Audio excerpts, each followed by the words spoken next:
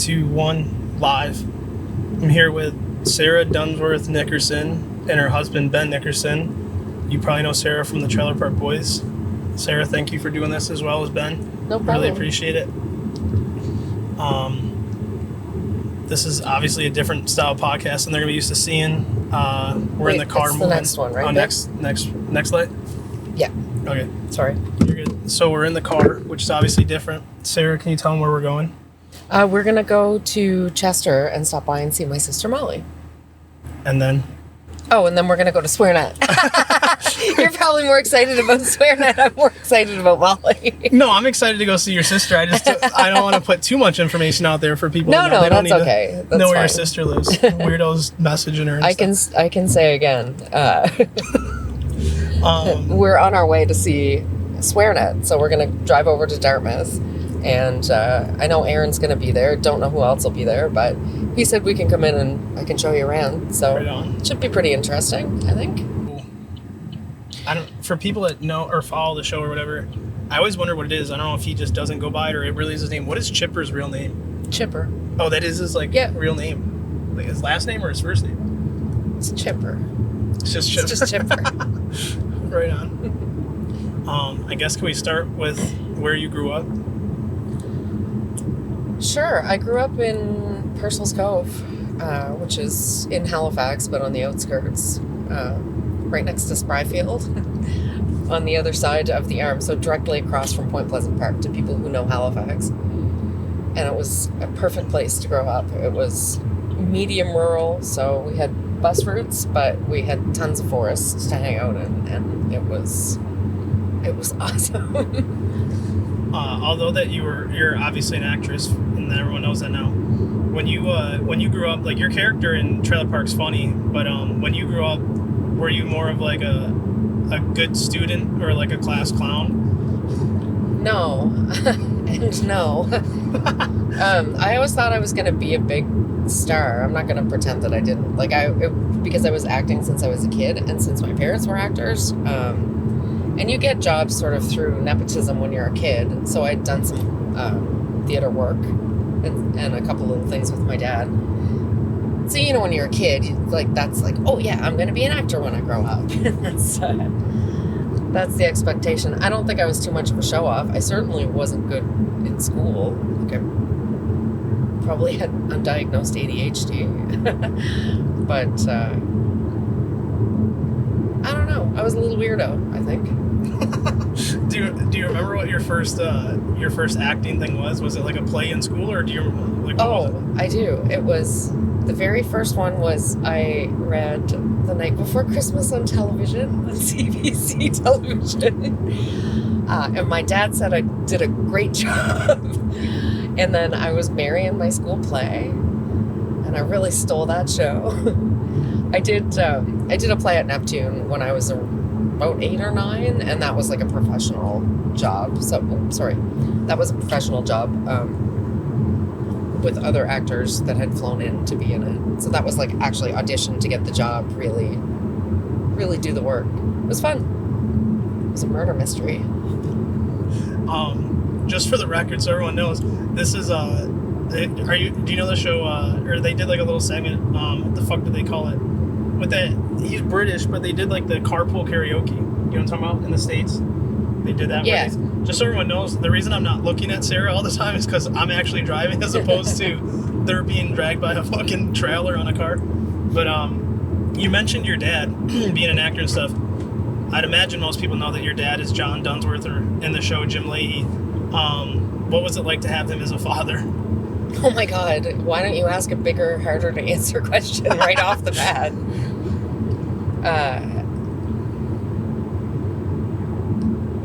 Wonderful.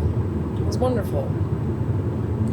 Was he very, characteristic as outside of the show as he was in the show? Yeah. 100%. Sorry, I'm just collecting myself.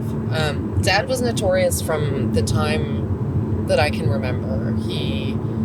We say Halifax famous, so he was Halifamous forever because he was an actor. He was in plays at our theater, Neptune. He had a casting agency, and so he interacted with almost all the movies that came through town. He knew all the actors. everybody knew Dad, even before he was Mr. Lahey. And then with Mr. Lahey, then it was like a broader, everybody knew him, like that extended further and further. I don't remember what the original question was, honestly. No, I think you answered pretty well. So how, can you talk about how you got into trailer park, like where it started? Does everybody know the whole trailer park story? I can do it briefly. So Rob and JP, Ricky and Julian, and Pat, I think, Randy, lived in PEI, and they were friends with Mike Clattenburg, the show creator, and they used to send him little, like, skits. They would tape little skits that they'd do, and they'd send them to Mike, and he thought they were really funny. And I had done some casting on a show called, oh my gosh, Tom Fitzgerald's The Hanging Garden, and Mike had just gotten back from India, and we did about 10 auditions with him, and he was phenomenal. One of the best actors I've ever seen in my life, actually. And that's how I kind of met. I knew Mike before, but that's how I got to know him, because the auditions were so long, and then the breaks after, you know, in between and after, we would get to chatting. So he started showing me these videos that those guys did, and then they made that little short One Last Shot with my dad. They shot that partly at Dad's mom and Dad's house. Oh, and then Mike just called me and asked me if I wanted to be in his show. So it was just pure nepotism, right? I mean, I had to audition. I actually auditioned to play Lucy. My sister Molly, who we're going to visit, she and I did an audition to play Lucy and Trinity. And then they decided that there could be 2 women in the show, and they just added the character. But Molly's character didn't make it past the first season. Just to clarify for the people that know, like, their real names, when you say Mike, you're talking about Clattenburg, not Smith, right? Yeah, Clattenburg. Okay. And for the people that don't know, Mike Smith is Bubbles. I would probably call Mike Smith. Okay. Not just Mike. I don't know. I'll try to do that. I'll differentiate. But yeah, Mike Clattenburg. So Mike Clattenburg basically called his friends and asked us to be, or people who he thought was funny. Like, he had met Mike Jackson around and just thought he was funny. And same with, like, Phil Collins, Rick. You know, he's just a funny, I mean, he was visually a funny guy. So Mike just collected people that he thought would be good in a show, that were nice and that would be fun to work with. And that's how I ended up there. I saw a video the other day, actually. Someone posted it with Phil Collins. He's like, I don't know if they just hired him for the promo, or he, like, actually did this maybe for Trailer Park, but he's, like, selling mattresses or something. He's just, like, slamming on the desk. He's like, every time I hit it, the price is lower and lower, or something like that. That's probably real. Some of the people who were in Trailer Park were actors before the show, and some were not, to varying degrees of success. And I feel like a jerk. It's Richard Collins. Yeah. Richard, I think, was a teacher, and I think he did some, like, acting on the side, so he would have absolutely been in some commercials. You said that some of it was, the One Last Shot was filmed at your parents' house. Is that where your dad's, like, sitting in the chair on the phone? I forget what Julian's name is in One Last Shot, but I think he goes by, man, what does he go by then? I don't know. They can look it up. But, so, you're in the pilot, I believe, of Trailer Park, right? And that's at... I'm not. You're not in the pilot? I'm not in the pilot. My dad's not in the pilot. I don't think. Bubbles isn't in the pilot. I think Lucy is. Yeah, Lucy is. The pilot's the one where they shoot at... It's like the... Jacob's in it, and then Cyrus shows up, and he's, like, a part of the park, right? It's black and white. Oh, no, I'm talking about Trailer Park. So, like, the first episode of Trailer Park. Or was there a pilot that never got released to Netflix? Okay, so there was a pilot. What we call the pilot is the movie. So there's a black and white movie that is what I just described with the... That's One Last Shot, right? No. I'm talking about the... Babe, do you know what I'm talking about? There's a Trailer Park pilot that's black and white. I don't think that ever got released to Netflix. Yeah, absolutely. It has. I've seen it. I've never seen it, I don't think. It's like Ricky and Julian are... Maybe you can't get it in the States. Ricky and Julian are like criminals but they steal dogs. Yeah, maybe it didn't come to the States. Huh. Okay, well, there's a whole, like, feature-length pilot. So the feature-length pilot is, like, it's a little bit different than the show. But Ricky, Lucy, Julian are in it, and they go around stealing dogs for some reason, and they're shooting and whatnot. And it's funny. And the reason that the show got made is because that got played at the film festival in Halifax, and Mike Volpe and Barry Dunn saw that and thought we could make a show out of that. So that, to us, we always called that the pilot, because that's what got shown to showcase, to, like, invite them to help us to make a show. Interesting. There was something you said that me and you talked about before. You said that they played criminals and stuff. Just a fun fact for people. Can you tell them how Trailer Park got the concept that it did? How you were telling me it was, like, from the standpoint of a criminal? Oh, Mike Clattenburg always described the show as cops from the criminal's point of view. That was his theory. That's why the camera was shaky like that. Like, the inspiration for it was cops. And where sometimes the camera people are part of the story and cops, and sometimes they're not, you know.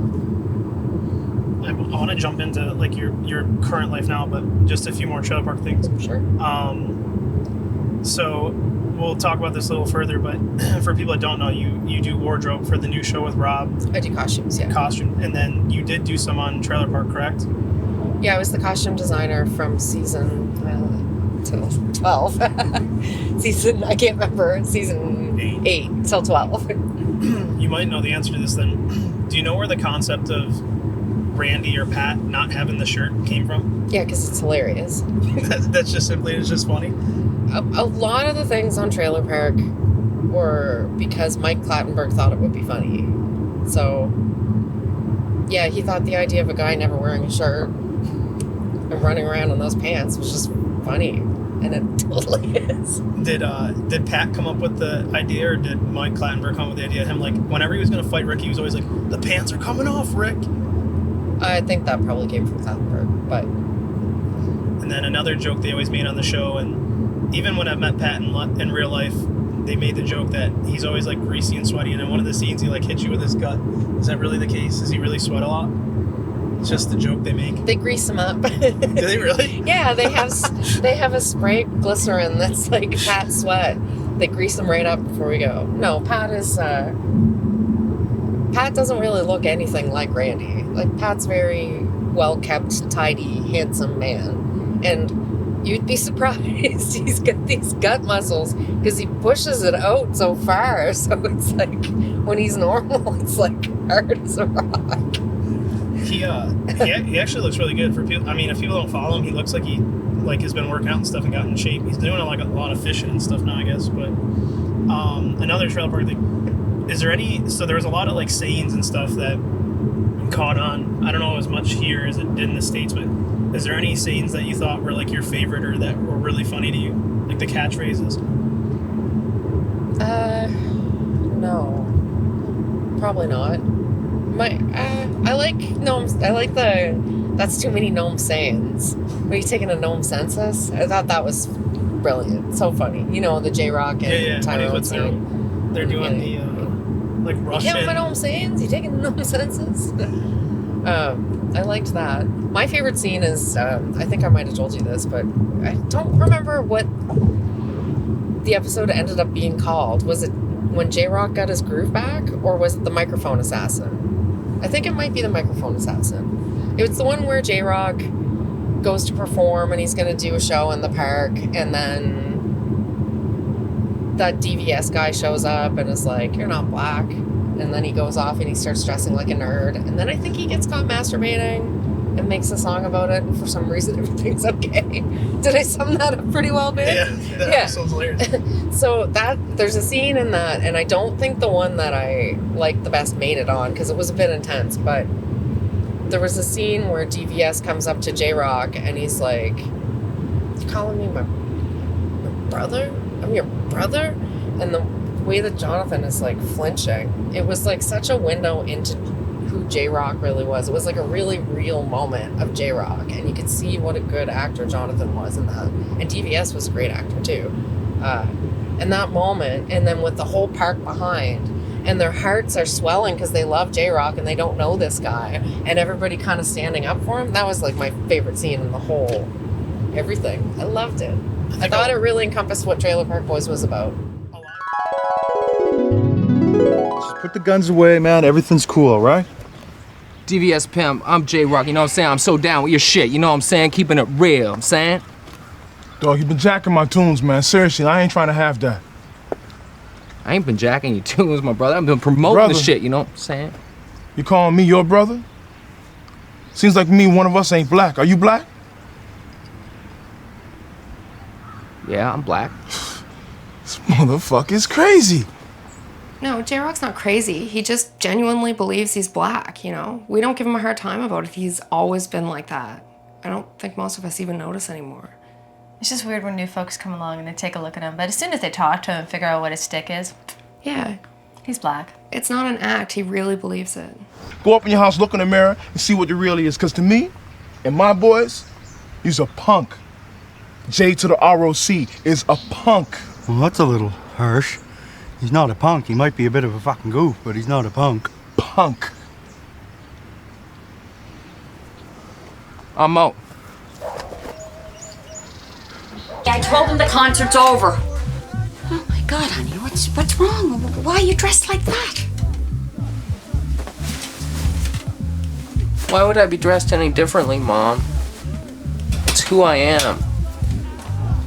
It's hard to admit it, but Mom, I'm white. Come on. Here we go, 1, 2. Said it. But now you heard the story about how I got caught playing with my shit, but hold that thought before you disrespect J-R-O-C. It could happen to you, cause it happened to me. And T, check this shit out. Come on. Check it out. J-Rock.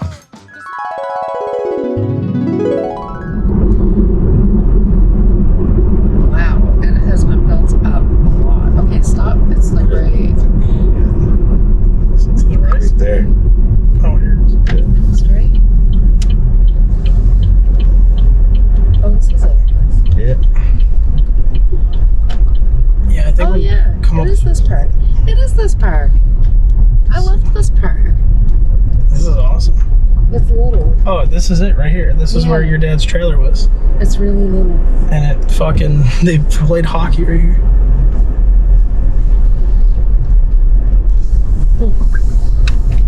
Yeah, okay, slow down for 1 sec. I think this is... this feels like the street we shot the microphone's assing on, but I can't.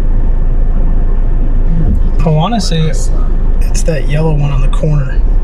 That's kind of, if I remember correctly, I feel like it was on a bend. Does that sound right?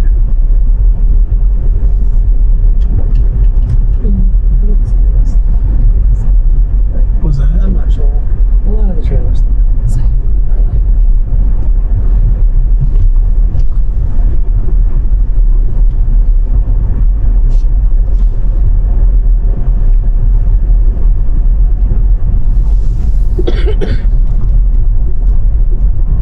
That's it.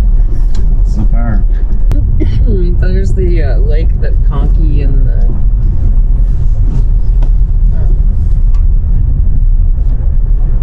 grocery carts go through into. You know what I mean? Yeah. Like when Corey and Trevor had to go diving for them. Is this right where they went down? Yeah, right over there. Oh yeah, there it is. This was someone's trailer on the left. Right here. Yeah, and then we used to do a lot of the walk-alongs here because look, if you go down there and you walk this way, look at the beautiful, beautiful row of trailers. And they're very nondescript. I feel like this was, is that Julian's?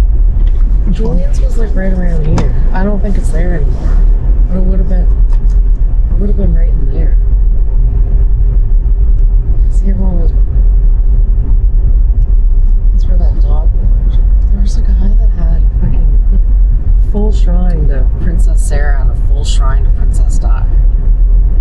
We'll just leave and go left. Yeah, that blue one I think was where we did the. It's awesome. They had the GoPro. Yeah, that's a good idea. Timberley Mobile Home Park. But my favorite things are probably not. Like, I like little touching moments, or like, there are some things that like when Mike Jackson runs, I think it's the funniest thing in the world. Like, if you can get Trevor running away, I'll watch that on repeat. It's fucking hilarious. Because he, like, kicks his legs up, and he's so tall and skinny. I think that's what made him and Jacob so funny, is they were just, like, lanky. You know what I mean? And, like, especially, like, in the wrestling scene when they're in there and he's just all lanky and they're, like, he's calling him a twiggy alien fuck. I mean, that was Jacob, but, like, that there was one scene, too, where you were talking about, like, with running and stuff and Randy, it being funny. He's running for something, but the way he runs, it's like his pants are so tight, it's like this little stutter step when he's running. Like, I thought that shit was so funny. It's just the nonchalant stuff. I guess as far as being an actress, what would you say your favorite thing is, and then your least favorite thing about doing it? About the question's too broad. Narrow it down a little for me. Okay, so what did you love the most about shooting on Trailer Park? Okay. Gosh, there's so many things I loved about shooting on Trailer Park.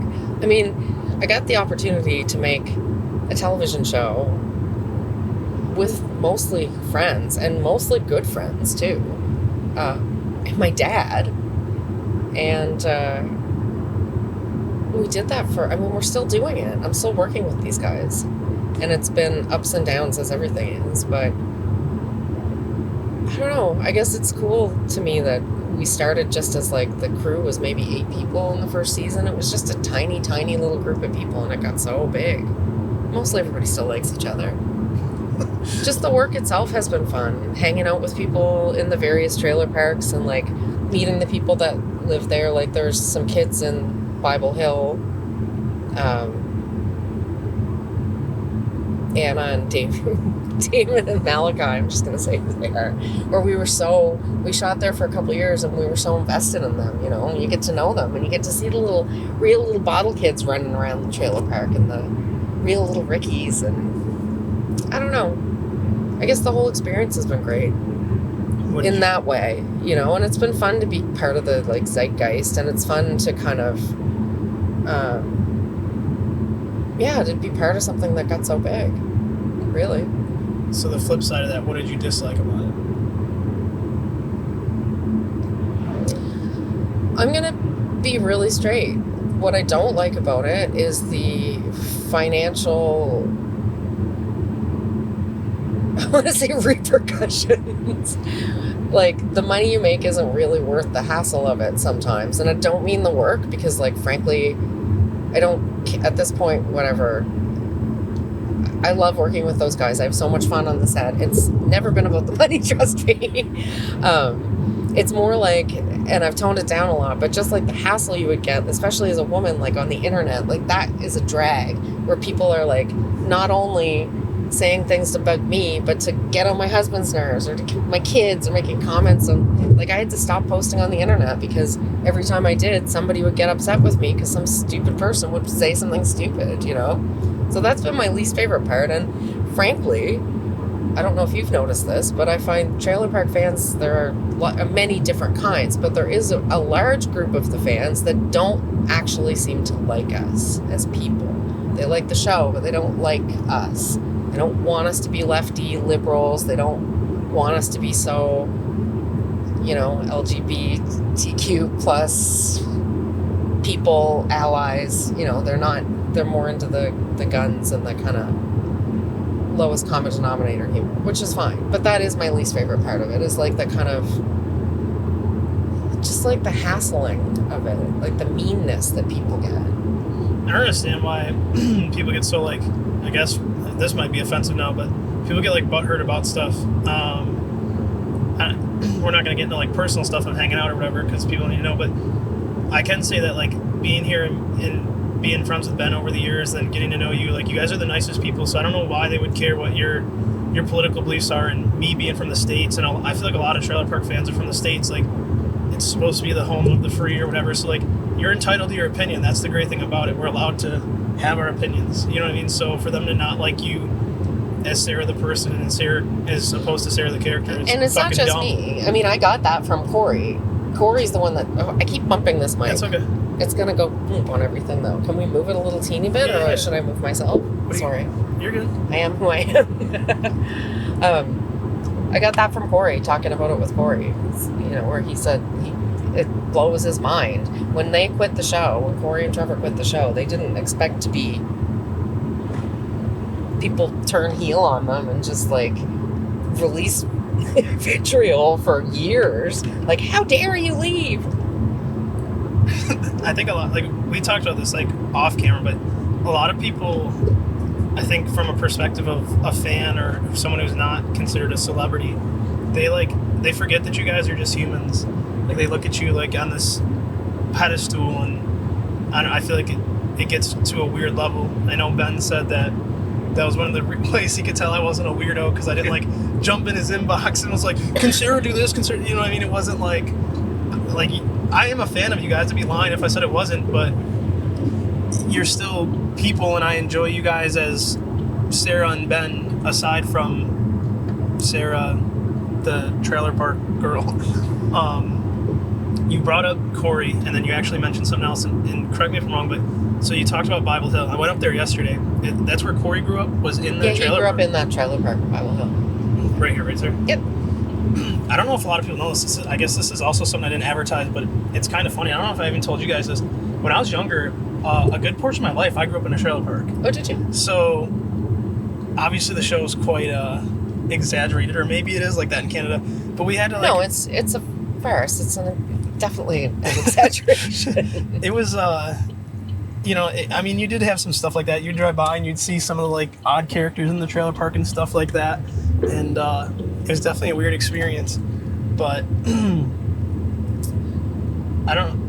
Well, obviously, we're not going to go up to Bible Hill, that's really far for everyone who doesn't know from where you guys live. I'm not going to run you across God's country, but did you know that they tore the motel down?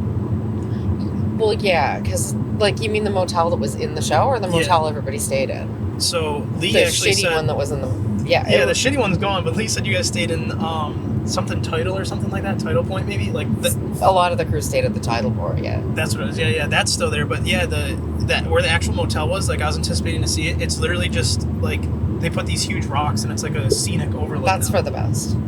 It was disgusting. Yeah, I'd have liked to see it. That would have been cool. But I guess it's been, like, 7 years, one girl there said, that was, like, working at the, like, nature, like, building. Yeah. I didn't realize it had been that long.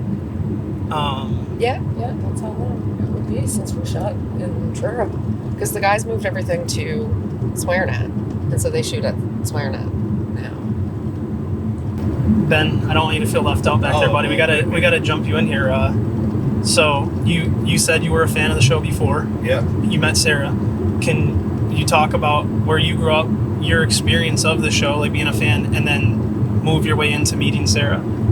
Yeah, well, it's kind of funny how I got into watching the show, because I was, like, I grew up in, like, really, really rural Nova Scotia, in a little village called Reynoldscroft. And when I was 20, I was living in Halifax taking a media course, and Terry Fulmer, the guy that produced Trailer Park, came to talk to our class and said, I can show you 5 minutes of a new show we've got coming on. It's going to be coming on this fall on Showcase. Anyway, he showed us 5 minutes, and we begged him to show the rest of it, so he showed us the whole episode. It was the black and white one we were talking about earlier. Anyway, so I got to see that before it was even on, so I was a fan. You know, I recognized Jonathan Torrance from being, just from him being a Canadian icon, and so that was kind of cool. So at this point, how old do you think you are? I was 19 or 20 when I saw the show for the first time. 20 probably. And then at what point do you meet Sarah? I was 35. I knew Tyrone first, like, to tie it to the show. I knew Tyrone first, like, years ago, because I rapped with him. And then, like, I was part of a same sort of rap group, rap label with him. And then, we met Sarah. I met Sarah later on, and yeah. Can you talk about your first date?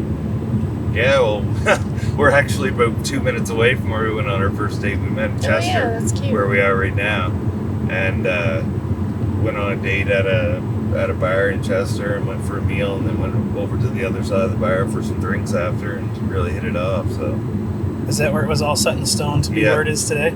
yeah, pretty much. So you brought up that you rapped with Tyrone Yeah. from the show. Can you talk about your music before and now, and then where people can find it and everything like that? Yeah, well, I've been rapping since I was about I've tried to rap when I was like 13 or 14, but I started recording when I was about 22. And I put an album out when I was 28 called 7 Years of Good Luck. Then I really didn't do a whole lot from then until about 2012 when I started doing stuff with Tyrone and those guys. And I didn't record. I did a couple guest spots for some people in Halifax, and then I just put another album out in 2021 called 40-Year-Old Version, because I wanted to put one out the year I was turning 40. Yeah, and I've just been doing a ton of shows, and that since then.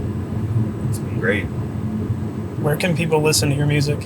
You can search for Ben Nickerson or just Ben, JUSTBEN on Spotify or Apple or any of those, any streaming service, YouTube. For the people that don't know, you guys are big hip-hop fans. Can you tell people some of your favorite artists? And for the people that did watch the show, they saw that you got to interact with Snoop Dogg. Can you talk about what that's like?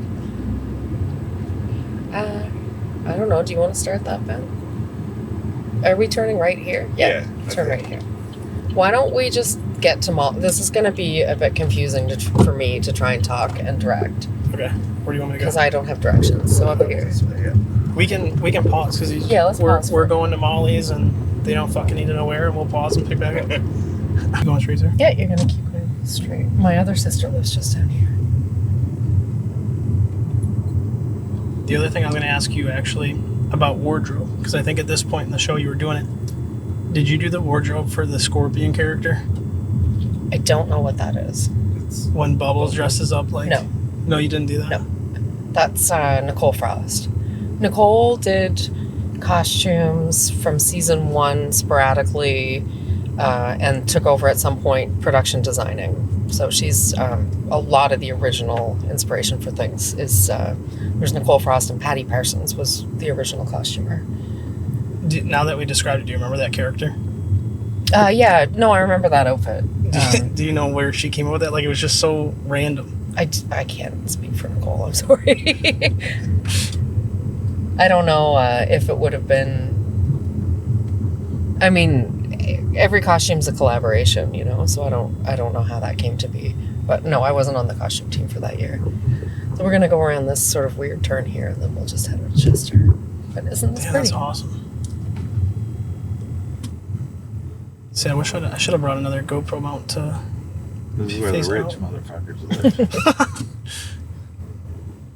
What would you say rich here is? Like millions? They make millions a year? Oh yeah, like that's rich here. Rich here is the same as rich anywhere. I mean, rich if you're making $1 million a year and you live here, you're going to be richer than if you lived in Halifax and have to pay that much for a house. But it's pretty expensive to live in this town. It's really nice, though. This looks like fucking Hallmark. That's where we went on our first date, Well, right there. That place. here. Yeah, that right restaurant. here. They do shoot a lot of Hallmark movies in this town. It looks like it. This is Yeah, very... it's cute. It's very folksy. My wife will be pretty upset she didn't see this next time. I told Ben if he has shows in October, I'll come back and check it out. So she's just gonna have to tell work that she has to have off. We never even took our honeymoon, so she still gets kind of mad at me when I do all these trips. Keep going straight there. Yes. Sorry. You're so confident. I keep forgetting that you don't know where you're going.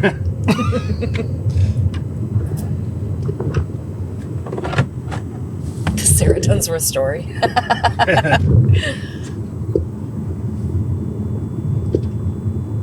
This town's awesome. So there's a stop sign up here, even though you might not know. And then Should we go back left or just I take think go 7? right and Okay, yeah, we'll do go 7. So direction. just keep going straight, basically. We'll just... Forsyth Gallery. That's like one of our notorious things in Savannah, Forsyth Park. Bad place or a good place? That park's like, it's nice. I mean, I wouldn't hang out there at night. But I mean, there's a lot of places, not in just Savannah, I guess in the States, that you don't want to be hanging out at night. People have lost their fucking minds. I think before we cut, we were talking about your music, right? Yeah. You told everyone kind of where they can see it. Do you still sell CDs, Ben, or no? I do, yeah. I mostly sell them at shows. Like, I don't have like merch things set up through Spotify or anything like that, but eventually I want to get my next album. I'm going to get pressed to vinyl with my last album on the other side. So I'll probably try to sell those online. You still have the OG CDs though that I got? Yeah, I have. And I mean, the guy who makes the CDs for me has a master copy at his place, so I could just make a phone call and have a couple hundred made by the next day if I needed to. But nobody listens to CDs anymore. People just buy it out of courtesy at shows, I think, a lot of times. So. Well, it's a nice keepsake to have from a show, too, a physical thing. Like, I had people come up to me at my last show, or at my not my last show, my last CD release, and like giving me $20 for a $10 CD just because they said they wanted to support. So it's like, it's just nice that people do that. Do you want me to tag your socials in this? Yeah, sure. And then say someone wanted to buy the CD, could they just reach out to you and buy it? You can mail it to them? No, if somebody messaged me and wanted to buy a CD, I'd probably just send them one for the price of sending it to them. I've probably got about 50 left of the original 200 or whatever that I got, so. And that reminds me, that's where we're at. We were talking about your favorite rappers. And I got to hear some, if you could talk about those, the like Canadian like OGs that we were listening to the other day. Oh, well, I played you some Maestro Fresh West because he is our original. He's the godfather of Canadian hip hop. Yeah, big time. I mean, I think he still holds world records for records sold in amount of time. Well, he was the first platinum, was he? First rap album to go platinum? In Canada, yeah. In Canada. Sure. And he's good. It holds up, I think. We were listening to it, and I think it's still good. He opened for Ice Cube when we saw him play in New Brunswick a couple months ago. I mean, but we're not like listening to Maestro every day. That's just, good classic Canadian hip-hop. My favorite band's De La Soul. That's your go-to listen? Yeah, I don't know. Right now, we've been listening to a lot of JID. Do you know who that is? I don't. He's on like Georgia. I should know it then, huh? Yeah. He's like J. Cole with the like Dreamville kind of crew. He's really good. He's on Eminem's new album. He's got a song with Eminem. I've been listening to a lot of reggae on the truck. Historically, though, like hip-hop, rap, 90s to early 2000s is what we both listen to, mostly. And if one of us hears something new that we think the other one will like, we'll be like, check this out. Ben, who's your favorite artist? Probably Ice Cube, I'd say. Like, as far as volume of songs that I've listened to and for influence over the years. I mean, I really like Eminem. It's just so cliche for a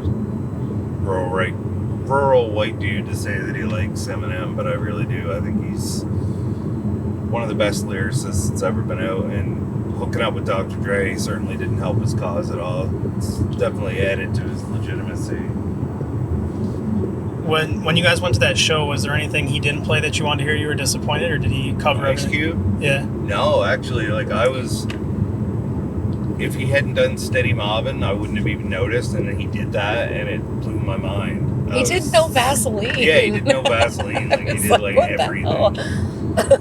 Did he bring his kids with him this time? He didn't have anybody else out on stage with him. He was doing like a full Canadian tour, so it was probably just him on his own, I would say. Like, he did the whole way across the country. Damn. Ice Cube was my first rap concert, and it was a long time ago, like 2000 and I want to say 8. You guys are spoiled in the States. We don't get that kind of I was young opportunity. and it was surreal. I remember he had his kids with him because they were working on an album together, and they dropped it. So that's why I was wondering if he. Well, his son O'Shea is famous on his own now, so he's probably out doing. He probably doesn't have time to go with his dad on trips anymore. Right on. All right, we'll jump back into you. You were talking about when you got to meet, or well, you worked with him, but you got to see him too, and Snoop Dogg. What's that like? I say it the same way every time, I think. Working with somebody that famous is really different than working with just a normal human. Like when Snoop arrived in Truro, everybody knew he was there. They didn't know where, but they knew he was there. And wherever he was, there was a buzz that kind of radiated out from him, like a spaceship. And if you got close to him, or if you went on his bus, or if you talked to him, it was like you were on the spaceship. And it just feels weird. It's bizarre.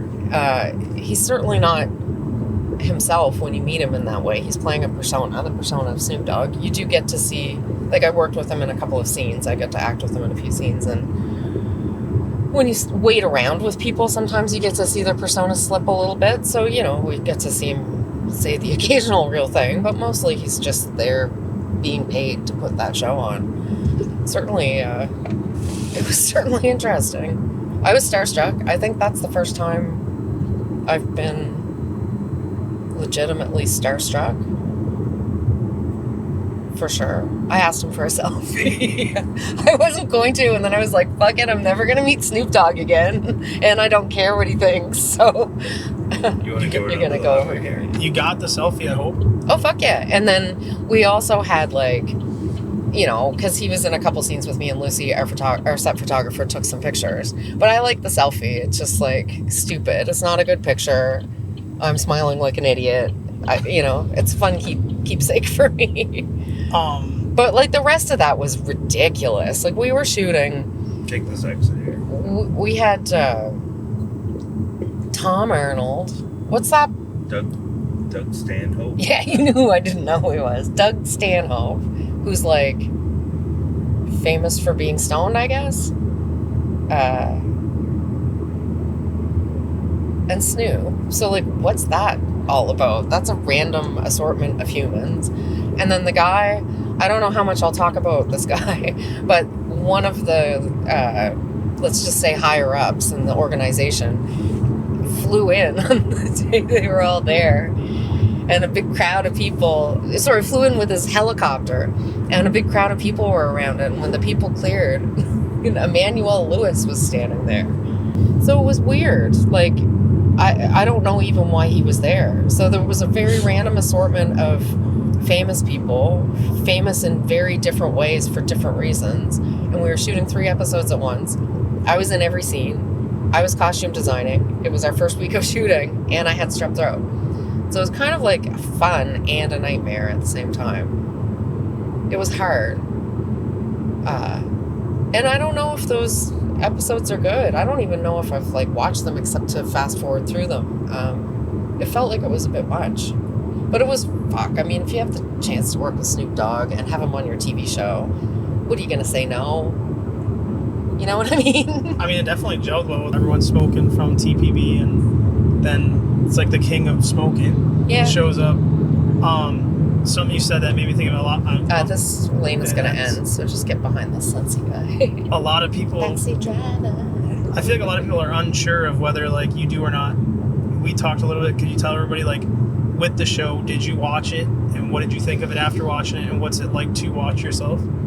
I watch... Historically, I have watched all of the shows once after they're on TV. Or if we're allowed to see them beforehand, obviously I'll see them beforehand. When you're cast, not crew, you don't usually get to see anything beforehand unless someone's, like, nice and shows you some playback on the day. When you're designing, then you get to see the rushes at the end of the night. So that would be, like, what we've shot that day, and so you get to have a sneak peek. So if I'm designing, I look at it a lot more because I want to see what the costumes look like on people, how they're hanging, how they're working, how the different combinations look in the sets and stuff. I don't need to watch them more than once. Now you do me a favor, Sarah. Yeah. The fucking camera died. So would you mind opening that and sure. switching the battery? It just pulls out here somehow. Oh fuck, feel that. Too hot. Fucking technical difficulties. I forget what we were even talking about now. What the fuck were we talking about? Music. Music, yeah. So, talking about Trailer Park. On the show, there was like, I feel like there was an even balance between music. Like, obviously, J-Rock and the Rock Pile remain like the rap group, but they made like a lot of other references. If you are up for telling the story, maybe doing your impersonation, can you talk about Sebastian Bach? I apologize in advance for my terrible imitation. He just, he came in and did like a little, I don't even really, oh no, he was part of that season. It was season 8 or 9. One of the later ones anyway. And he came in just to do a little bit part. And, I had tried to I was doing costumes, I was costume designing, and I was trying to get a hold of him beforehand, but I couldn't, because he's a rock star. And, so we went out and got him some stuff, just kind of guessing on his sizes and stuff, looking at videos, and he showed up, and he just had jeans and a t-shirt on, so we were trying to talk to him about, like, what would you like to wear? And he was going, I'm a rock star, man, I don't know, I wear, like, black and, like, studs, like I'm a rock star, I don't know, what do I wear? It's just ridiculous. But he did wear what we got him, which I don't remember what it was, like probably a leather jacket and some studs or something. There was one where I think he was wearing like a cutoff shirt, like for the like shootout with Cyrus, and but I think the other times he's wearing like a black jacket. Yeah, chains and stuff. I think it's a pretty spot on impression. Yeah. There was another story you told me, again, if you feel comfortable telling it, but well, actually, let's talk about, you went to Slayer, which is cool. I did. So what was that like? Oh my gosh, it was so long ago. I went with my friend Jenna, and she got sucked into the mosh pit and her top got pulled down. I remember we had to pull her out. And it was loud. That's all I can take away from that. It was more than 20 years ago. We don't have the same kind of bands come through here. Like, we're the end of Canada, and no offense, but New Brunswick is in between us and everything else. So a lot of bands, if they're driving, choose to not go through New Brunswick to get to us. So we don't get everybody. Sad face. Let me just think for a sec, because we're going to go... I think we should take the second exit, babe. Yeah. Because we don't need to go down Quimple, because you've already seen all that, right? Dad's mural and all that stuff? Yeah, I saw it. Okay. If it stops raining, we could take a photo there, maybe. But, I mean, if you're up for doing... Go on the way back. If you're up for doing some of the nearby parks, that would probably be cooler. So if you want to get into the right lane here... I was trying to research it. It looked like Dunnigan or something that's like semi-close. Oh, I don't know where Swearnet is, and we're not going to put that in the fucking video. So No, it's right on the internet. It doesn't matter. Oh, the building is? Yeah. Oh, I didn't know that. Yeah, you can just Google it. But... don't Google it. It's the first season was somewhat close, because I looked it up yesterday when I was down. Yeah, it is. Or maybe not the first season, but...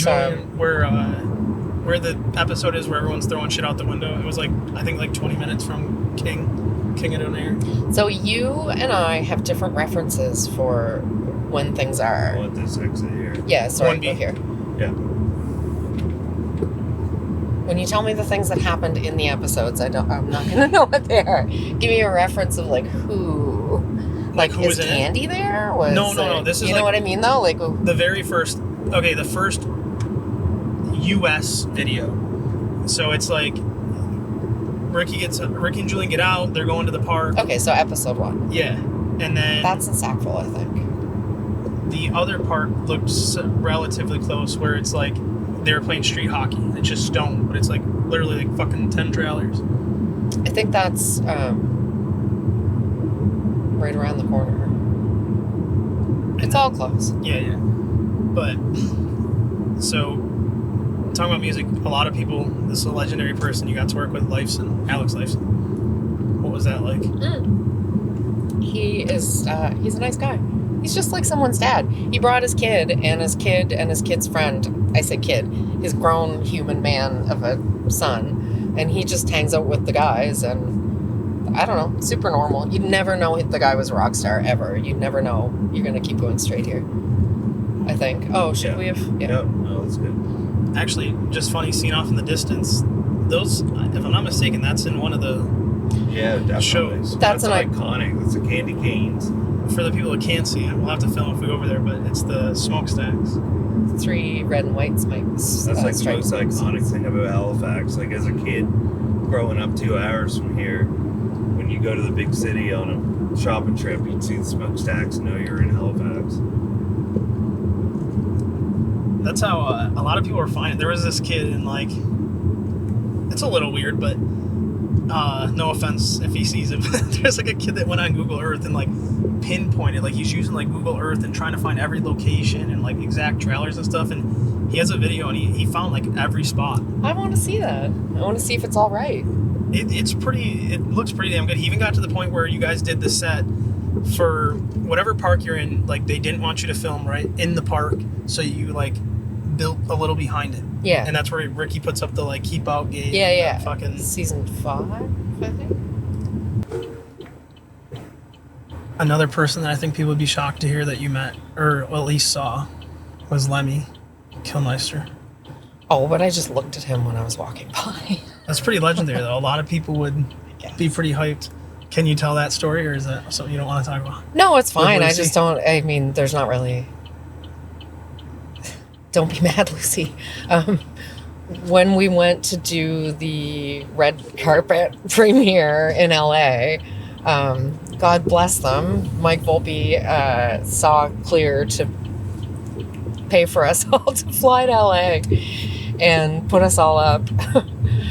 And it was raining and nobody was doing anything. And it was me and Lucy and our editor, Jeremy Hardy, were going out. I think we were just walking around because we had a couple hours. We were walking down Sunset Boulevard, I think it is. Mm-hmm. And I looked across and I went, oh, the Rainbow Room. That's where the guy from Motorhead always goes to drink. And I was like, oh, what the fuck? That's actually Lemmy right there walking into that bar.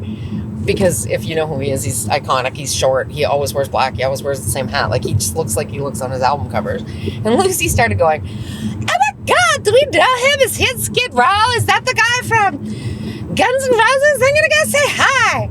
And I just thought, I don't really care. I don't get starstruck. I don't really care that much what other people think of me. But Lemmy's like one of the coolest guys in the world.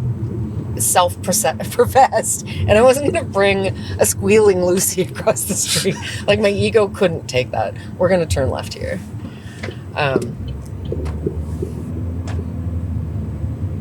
It's just like, I think some of these like behind the facts stories that people don't know, like it just makes it funny. It's stuff that people don't get to hear a lot about you guys. Well, like in that situation, he doesn't know me from a hole in the wall. If I was going to do or say anything, what it would have been was to go over and politely be like, bought you a shot of the whiskey I know you drink all the time. Just wanted to say hi, bye. Like, no one can get mad at that. No. But if you ever saw Lucy at Maximum Loose, you would know that people could get mad at that. It can be a little embarrassing. So we're going to curve here. And go, we're about to get on the McKay Bridge.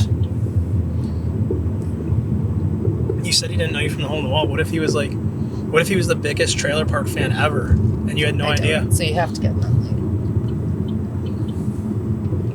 And you can either do this one or you can do this one if you want to pass those guys fast and get in front of them. All right.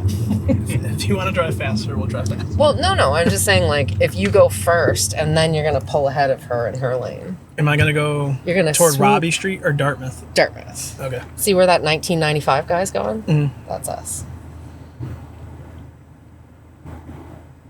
Let me see. Did we ever do anything around here? Negative. But that's where Wacky Wheatley's used to be, so that's very interesting for you to know. All right. One thing I did want to do, and I don't what you got to tell me what the abbreviation stands for, but what VLTs?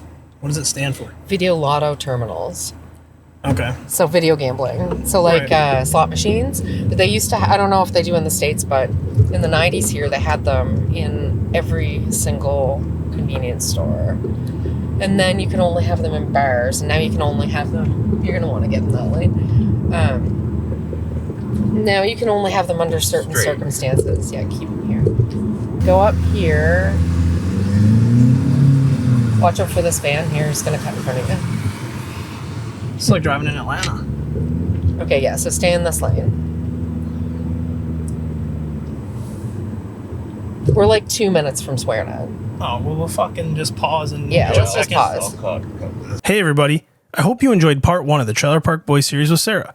Come back on February 15th for part 2, where Sarah shows us different shooting locations, talks more behind-the-scenes stories with other cast members, and we dive into what Sarah and Ben are up to now.